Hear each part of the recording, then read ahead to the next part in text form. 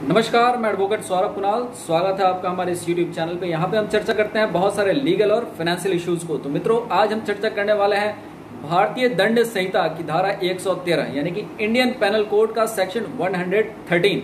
यहाँ पे हम जानेंगे कि जब कोई एबेटर किसी एक कृत्य के लिए, किसी एक अपराध के लिए एबेट करता है, दुष्प्रेरणा देता है, लेकिन उस कृत्य के बाद उसके जो परिणाम आते हैं वह एक नए अपराध की जमीन तैयार कर देता है, तो क्या ऐसी परिस्थिति में जो एबेटर है, जो दुष्प्रेरक है, उसकी क्रिमिनल लायबिलिटी बनती है? आज हम इसी बात पे चर्चा करेंगे जिसका उल्लेख धारा 113 में किया गया है। तो आज हम धारा 113 का विश्लेषण करेंगे। लेकिन मित्रों, मेरा आपसे आग्रह है कि अगर आप इस वीडियो को पहली दफा देख रहे हैं तो कृपया हमारे YouTube चैनल को जरूर सब्सक्राइब करें और साथ में बेल बटन जरूर दबा दें ताकि इस चैनल के जितने भी अपडेट्स हैं आप तक नोटिफिकेशन में पहुंच जाए। मित्रों, साथ में यह भी कहना है कि आप एक बार हमारे YouTube चैनल पेज को जरूर विजिट करें। वहां बहुत सारे प्लेलिस्ट बने हुए हैं। उन प्लेलिस्ट में बहुत ही इंफॉर्मेटिव और नॉलेजेबल वीडियोज हैं। ये playlist legal drafting, CRPC, IPC और भी बहुत सारे इश्यूज पे बने हुए हैं, जो कि हिंदी और अंग्रेजी दोनों ही माध्यम के वीडियोज यहाँ इस प्लेलिस्ट में आपको मिल जाएंगे। तो आप एक बार इसे जरूर देखें। तो चलिए शुरू करते हैं आज के इस टॉपिक को, जहां पे हम जानेंगे कि अगर किसी एक कृत्य के लिए दुष्प्रेरणा हुई है, एबेटमेंट हुआ है, और उस कृत्य के बाद जो उसके परिणाम आते हैं वह कुछ अलग आते हैं जिसके लिए एबेटमेंट नहीं हुई थी, जिसके लिए दुष्प्रेरणा नहीं हुई थी, तो क्या ऐसी स्थिति में उस इफेक्ट के लिए जो परिणाम आते हैं, उस परिणाम के लिए कोई क्रिमिनल लायबिलिटी बनती है एबेटर की? तो इसे आज हम जानेंगे, जिसका प्रावधान ऐसी परिस्थिति के लिए, इसका प्रावधान भारतीय दंड संहिता की धारा 113 यानी कि इंडियन पेनल कोड का सेक्शन 113 में किया गया है। तो आइए इसका विश्लेषण करने के पहले हम जान लेते हैं कि बेयर एक्ट में क्या प्रोविजन है। तो section 113 of the Indian penal code says liability of abator for an effect caused by the act abated different from that intended by the abator। मतलब जो मंशा थी एबेटर की, उससे अलग ही उसका कुछ इफेक्ट आता है, उससे अलग ही उसका कुछ परिणाम आता है उस कृत्य का। तो वैसी स्थिति में क्रिमिनल लायबिलिटी क्या होगी?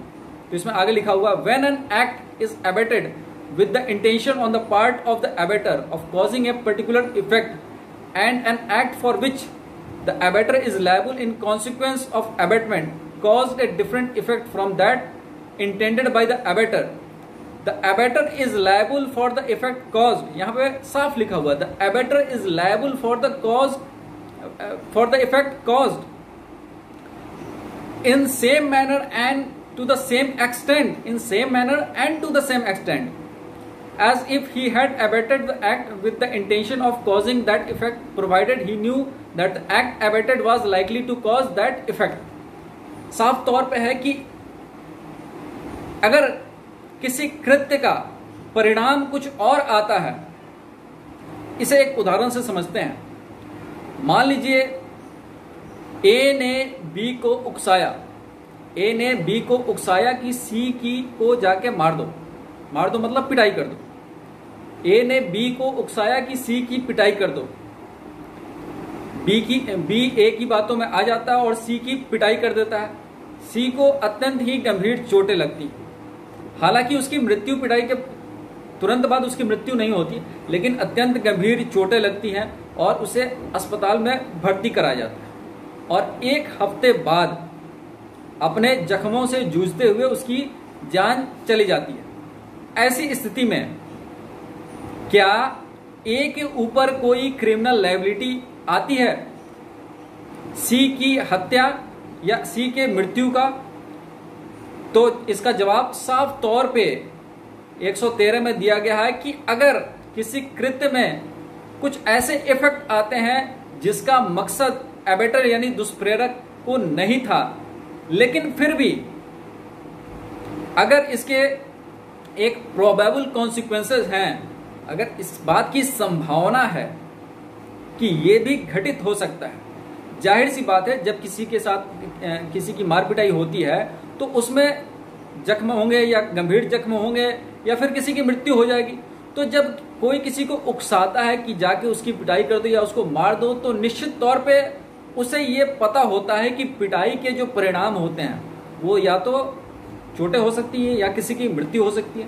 तो ये बात से कोई इनकार नहीं कर सकता कि पिटाई के परिणाम के बारे में उसे जानकारी नहीं थी। इसलिए यहाँ पे ए जो है वह सी के मृत्यु के लिए भी जिम्मेदार होगा, सी की हत्या के लिए भी जिम्मेदार होगा। तो ये हमारा वीडियो था सेक्शन 113 यानी कि भारतीय दंड संहिता की धारा 113 के ऊपर। वीडियो आपको कैसा लगा हमें कमेंट में लिख के जरूर बताएं।